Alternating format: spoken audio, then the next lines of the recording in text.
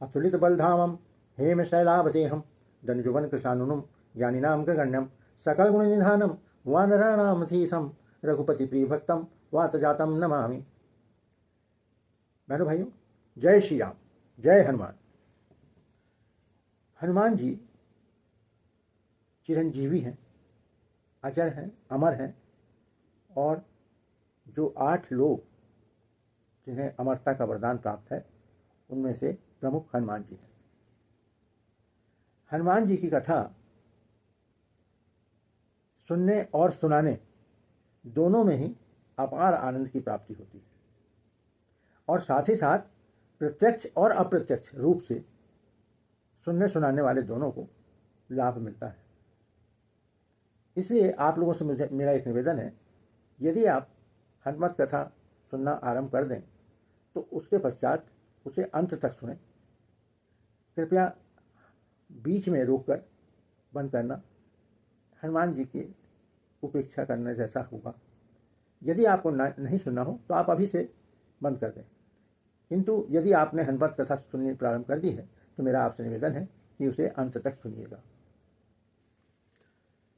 अपने पिछले वीडियो में भी मैंने हनुमान जी की एक विशेषता, विशेष गुण के बारे में बतलाया था, और जो हनुमत कथा है वो हनुमत कथा हमें हर बार कुछ ना कुछ एक नई सीख देकर जाती है। उसमें प्रत्येक उनकी प्रसंग में एक संदेश छुपा होता है। पिछले वीडियो में मैंने बताया था कि हनुमान जी प्रभु श्री राम के सबसे बड़े भक्त हैं, और भक्त भी कैसे, अहंकार शून्य, अभिमान शून्य, ऐसा व्यक्ति होना। तो हमें एक सीख तो मिली कि अहंकार और अभिमान रहित होकर हमें रहना चाहिए, और दूसरा यह कि जो भी हम करते हैं वो हम नहीं करते, प्रभु श्री राम के प्रताप से हम करते हैं, प्रभु की कृपा से, ईश्वर की कृपा से, ईश्वर की पहले से तय की गई नियति के आधार पर हम करते हैं। और आज भी जो हम कथा बताने जा रहे हैं उसके अंदर भी कोई ना कोई एक संदेश छुपा हुआ है। तो आइए हम हनुमत कथा सुनने के पहले प्रभु श्री राम और उनके भक्त हनुमान जी को नमन करें। श्री हनुमान जी जो हैं उनमें एक विशेष गुण यह है कि जो भी उनके संपर्क में आता है, जो भी उनके निकट जाता है, जो उनका प्रिय पात्र बन जाता है, उसे वे प्रभु श्री राम की कृपा अवश्य दिलाते हैं, श्री राम जी के पास अवश्य पहुंचाते हैं। और श्री राम की कृपा मिली तो निश्चित रूप से उस व्यक्ति का जीवन धन्य हो जाता है, वह ऊंचाइयों के शिखर पर पहुंच जाता है, उसका नाम आप अमर हो जाता है। तो आज आइए हम देखते हैं कि किस प्रकार हनुमान जी ने किन किन लोगों को प्रभु श्री राम के पास पहुंचाया, उनका कृपा पात्र बनवाया, उनका प्रेम प्राप्त किया। तो सबसे पहले आप आइए इसी कलयुग के तुलसीदास जी से शुरू करें। तुलसीदास जी का नाम आप सभी जानते हैं कि उन्होंने श्री रामचरितमानस की रचना की। तो तुलसीदास जी यद्यपि वो जन्म लेते ही उनके साथ में बहुत सारी बातें ऐसी हुई थी जो चमत्कारिक थी, और उन्होंने भक्ति की ओर अपना रुख कर लिया था, किंतु विवाह के पश्चात वे कुछ अपने उसमें इस माया में ऐसे फंस गए कि एक बार जब पत्नी उनकी मायके गई थी तो वो उनके प्रेम और विरह में उनके पीछे पीछे भागते हुए पानी, बरसात में, तूफान में, बाढ़ में वहाँ उसके घर पहुँचे, और सांप को रस्सी समझकर पकड़कर उनके घर में उन्होंने प्रवेश किया। तब उनकी पत्नी उनको वहाँ देखकर हतप्रभ हो गई और उन्होंने उनकी पत्नी ने उनको धिक्कारा कि जितना तुम प्रेम इस हाड़ मांस के उस पर कर रहे हो, यही प्रेम यदि तुमने प्रभु ईश्वर के प्रति कर लिया होता तो तुमको शायद ईश्वर मिल जाते। यह सुनकर तुलसीदास जी को बहुत चोट पहुंची, बहुत ग्लानि हुई, और वो तत्काल ही प्रभु की कृपा पाने के लिए उनकी खोज में निकल पड़े। लेकिन यह देखिए कि प्रभु के दर्शन या प्रभु की खोज आसानी से हो जाती है। बड़े बड़े तपस्वी, बड़े बड़े संत, बड़े बड़े महात्मा वर्षों वर्षों तप साधना करते रहते हैं, तब भी उनको ईश्वर प्राप्ति नहीं हो पाती कई बार। तो तुलसीदास जी भी भटकते भटकते जगह जगह पहुँचे, और वहाँ अब उनके दिल में तो जुनून था कि मेरे को प्राप्त करना है प्रभु राम को। तो उनकी भेंट अचानक एक प्रेत से हुई, और उस प्रेत ने उनका मार्गदर्शन किया कि भैया तुमको मैं क्या पहुँचाऊँगा, तुमको अगर प्रभु श्री राम के दर्शन करने हैं तो हनुमान जी की भक्ति में लग जाओ, हनुमान जी को खुश कर लो, हनुमान जी को प्रसन्न कर लोगे तो तुमको प्रभु श्री राम के दर्शन हो जाएंगे। यानी कि वही मैंने कहा ना कि प्रभु श्री राम वाया श्री हनुमान, हनुमान जी से होकर ही प्रभु श्री राम के पास पहुंचा जा सकता है। तो भैया उन्होंने शुरू कर दी हनुमान जी की भक्ति, तपस्या, साधना, और हनुमान जी प्रसन्न भी हो गए। तब उन्होंने अपनी मांग रखी हनुमान जी के सामने कि भाई मैं प्रभु श्री राम के दर्शन करना चाहता हूँ। तो हनुमान जी बोले ठीक है चलो, मैं तुमको दर्शन करा दूंगा, मगर तुम्हारे पास नहीं रहूँगा उस समय। वे उनको लेकर चित्रकूट गए, और चित्रकूट में नदी के किनारे घाट पर उनको वहाँ बिठा दिया और स्वयं अलग चले गए। इस भीड़ में प्रभु श्री राम के दर्शन तुलसीदास जी को हुए, भीड़ में, और वो उसमें ऐसे खो गए कि वो सब कुछ भूल गए। उनको क्या बोलना है, क्या करना है, कैसा करना है, वो सब भूल गए। तब जब वो दर्शन देकर निकल गए, एक झलक भर दिखा के चले गए, तो हनुमान जी ने कहा भाई वो तो प्रभु आए थे, तुमने दर्शन किए ना। तो उन्होंने अपनी व्यथा बताई, मैं तो सुध-बुध खो बैठा था, मुझको लगा जरूर कि है करके, मगर मैं सुध-बुध खो बैठा, अपनी मेरी बुद्धि काम ही नहीं की। तो बोले चलो खैर चिंता मत करो, कल मौनी अमावस्या है, मौनी अमावस्या के दिन तुम मेरे साथ आओ घाट पर। मौनी अमावस्या के दिन वो घाट पर लेकर गए, उनको तुलसीदास जी को बिठा दिया, पास में चंदन दे दिया कि प्रभु आएंगे अगर तो उनको चंदन का तिलक जरूर करना। और ऐसा बोलकर हनुमान जी अपने दूसरे रूप में वहाँ से चले हट गए। इस बीच प्रभु श्री राम अपने भाई लक्ष्मण जी के साथ में वहाँ आए और तुलसीदास जी के पास सामने खड़े हो गए और बोले भाई मुझको चंदन का तिलक लगा दो, चंदन का तिलक लगाओ। अब तुलसीदास जी तो उनके मुखमंडल को देखकर, उनके रूप रंग को देखकर ऐसे मोहित हुए कि उनकी मुंह से कुछ आवाज़ नहीं निकल रही। फिर हतप्रभ हो गए, उनकी सुध-बुध खो दी उन्होंने, बस देखते ही चले जा रहे हैं, उनको कुछ समझ नहीं आ रहा कि क्या किया है। तब हनुमान जी ने एक तोते के रूप में आकर उनको ज्ञान दिया, बताया। तोते के रूप में उन्होंने आके कहा कि चित्रकूट के घाट पर भई संतन की भीड़, तुलसीदास चंदन की से तिलक देत रघुबीर। तब उनको होश आया, तब प्रभु श्री राम ने स्वयं अपने हाथ से चंदन स्वयं को लगाया और तुलसीदास जी को लगाया। इस प्रकार प्रभु श्री राम के दर्शन को हुए, उनकी कृपा प्राप्त हुई और उन्होंने रामचरितमानस जैसा महान ग्रंथ लिख डाला। अब आगे आइए कि जब रामचंद्र जी का जन्म हुआ तभी से शंकर जी उनकी लीला देखने, बाल लीला देखने के लिए कोई ना कोई रूप लेकर अयोध्या पहुंच जाते थे। कभी ज्योतिषी बन के जा रहे हैं तो कभी कुछ बन के जा रहे हैं। एक बार वो मदारी बन के पहुंचे बंदर लेके, और बंदर के कर्तव्य दिखाने लगे उनको। बंदर तरह तरह के कर्तव्य कर रहा, और वो चारों भाई राम लक्ष्मण भरत शत्रुघ्न देख देख कर बड़े प्रसन्न हो रहे हैं। रामचंद्र जी तो ऐसे मोहित हुए, उन्होंने अपने पिताजी से चिट्ठी पकड़ ली कि मुझको ये बंदर चाहिए। अब भाई वो राजा के पुत्र से स्वाभाविक है उनकी जिद पूरी होती। बंदर उनको दे दिया गया। मदारी लुप्त हो गए, कहाँ गए पता नहीं चला। अब वो बंदर इनके पास काफ़ी समय रहा, उनके साथ में खेल कूद करते रहा, और जिस समय चारों भाई शिक्षा के लिए जाने लगे तब एकांत में प्रभु श्री राम ने उस बंदर से कहा कि भाई अब मैं शिक्षा के लिए जा रहा हूँ, तुम ऐसा करो कि तुम किष्किंधा चले जाओ, वहीं हमारी और तुम्हारी मुलाकात होगी। ऐसा करके चले गए। अब वो बंदर यानी हनुमान जी, अब वो पहुँचे कहाँ? सुग्रीव के पास।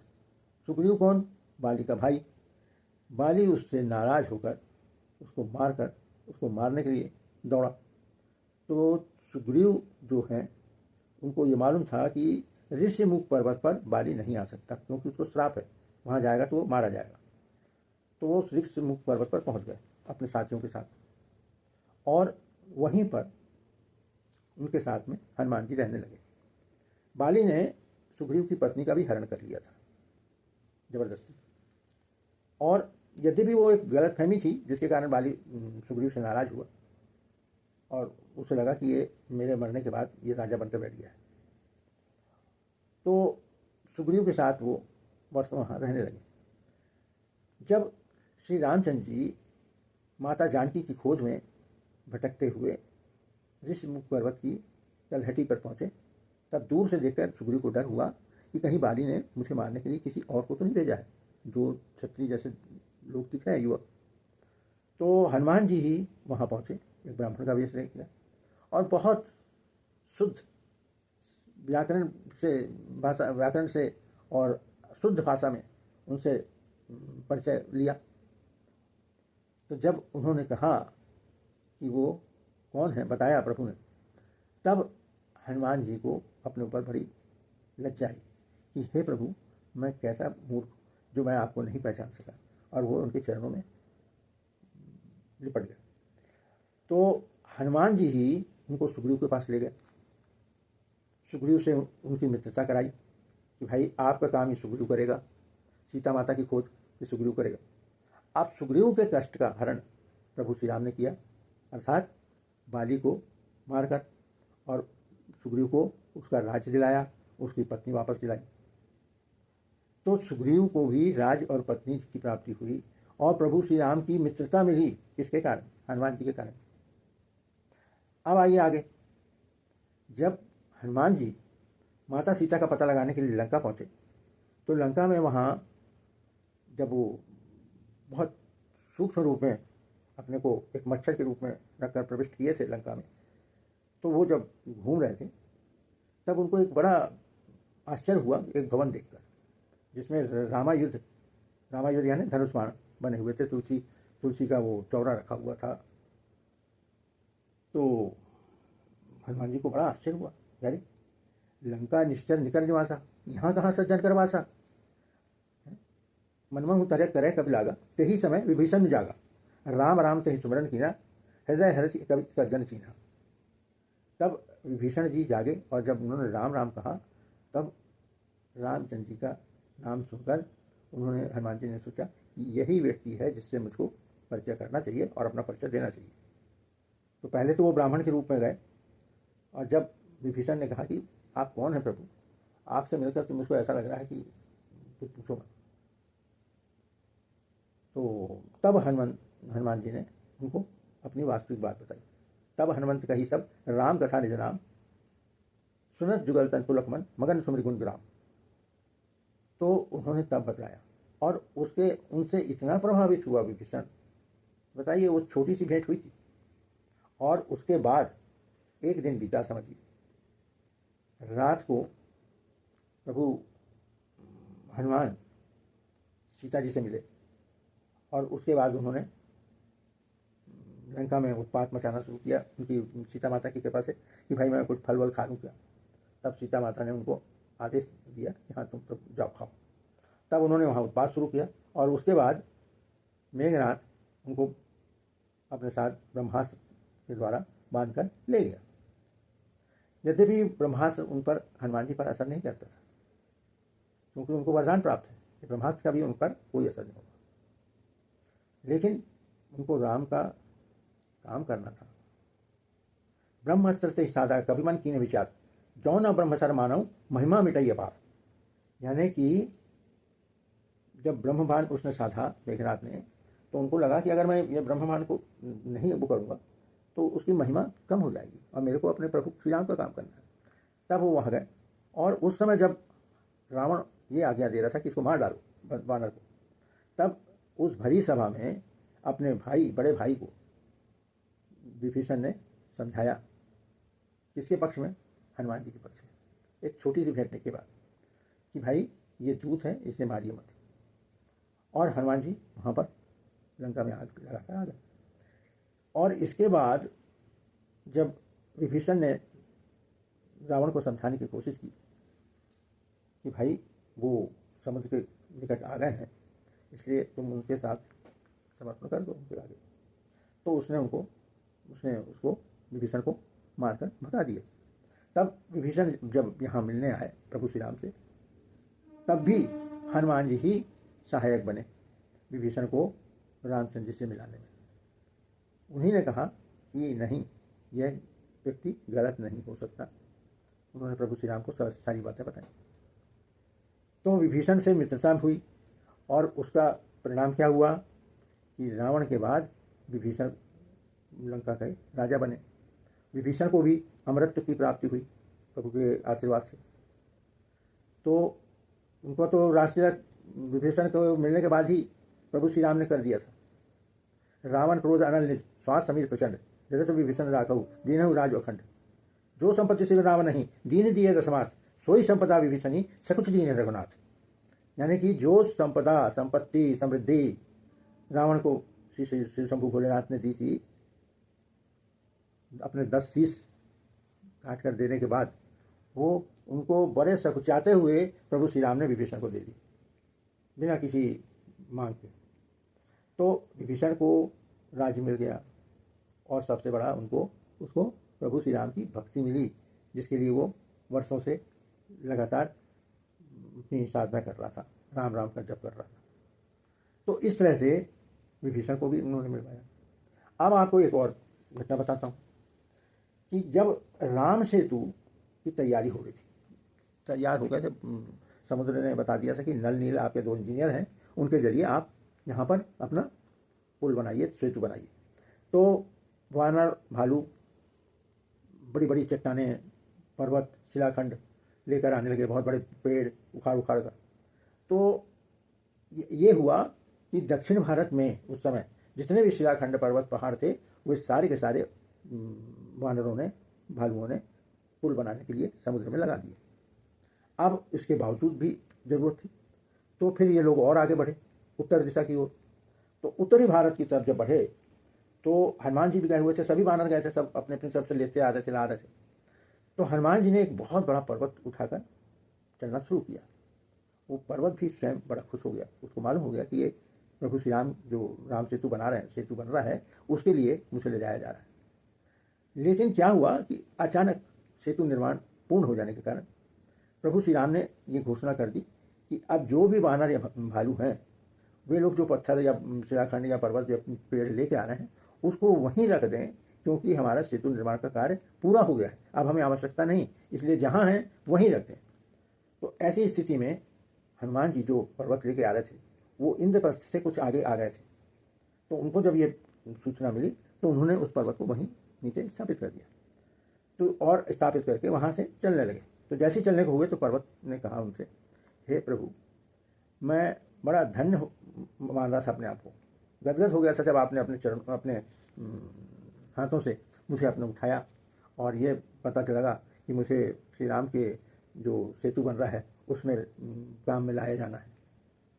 तो मुझे बड़ी आनंद की अनुभूति हो रही थी कि प्रभु मेरे ऊपर अपने चरण रज छोड़ेंगे, अपने चरण रखेंगे, चरण कमल उनके मैं अपने पर धारण करूँगा। लेकिन ये क्या, आप तो मुझे अपने लोगों से अलग करके यहाँ एक अनजान जगह पर छोड़े चले जा रहे हैं। तो मेरी तो हृदय की पूरी इच्छा, आशा, आकांक्षा सब मर गई। आपने तो मुझे अपने लोगों से भी अलग कर दिया और यहाँ मुझको छोड़कर आप निकल पड़े। तो हनुमान जी ने कहा कि मुझको तुम्हारी निष्ठा देखकर, तुम्हारी बातें सुनकर मेरा हृदय द्रवित हो रहा है और मेरी इच्छा हो रही कि मैं तुम्हें अपने साथ ले चलूँ, मगर क्या करूँ, मैं विवश हूँ, क्योंकि प्रभु श्री राम का आदेश है और उनके आदेश का पालन करना मेरा धर्म है। लेकिन तुम विश्वास रखो, मैं तुम्हारी व्यथा प्रभु श्री राम को अवश्य सुनाऊंगा। तो उस पर्वत ने कहा कि आप सुना तो देंगे उनको, लेकिन वो क्या प्रभु बोलेंगे वो मुझको कैसे पता चलेगा। तो बोले चिंता मत करो, मैं ही तुमको आकर समाचार दूंगा। और ऐसा कहकर जब प्रभु के पास वो हनुमान जी पहुँचे और उन्होंने पूरी घटना बतलाई कि वो पर्वत बड़ा दुखी और व्यथित है बेचारा, तो श्री रामचंद्र जी ने हनुमान जी से कहा कि हे हनुमान, उसको कहना कि द्वापर युग में मैं कृष्ण के रूप में वहाँ आऊँगा और उसके द्वारा ही ब्रिज और ब्रिजवासियों की रक्षा होगी। मैं स्वयं उसको अपनी उंगली पर धारण करूँगा, अपने चरण कमल नहीं दूंगा, मैं उसे अपने सिर पर रखूँगा उंगली से। तो ये समाचार हनुमान जी ने जाकर उसको सुनाया। जी हाँ, बिल्कुल सही समझे, वो गोवर्धन पर्वत है जो हनुमान जी ने वहाँ ब्रिज में स्थापित कर दिया था, जिससे बाद में प्रभु श्री कृष्ण जो राम जी के दूसरे अवतार हैं उन्होंने अपनी उंगली पर धारण किया था और ब्रिजवासियों की इंद्र के कोप से, वर्षा से रक्षा की थी। तो इस तरह से सोचिए कि एक शिलाखंडित पर्वत को भी हनुमान जी ने उसके संपर्क में आने से वो प्रभु की कृपा प्राप्त कर लिया। तो इसलिए इस कथा से यही बात सिद्ध होती है कि हमको यदि प्रभु श्री राम को पाना है तो हमको हनुमान जी की भक्ति ही करनी जरूरी है। हनुमान जी आज भी जीवित हैं, अजर हैं, अमर हैं। जैसे अन्य 7 लोग हैं, उनमें एक हनुमान जी भी है।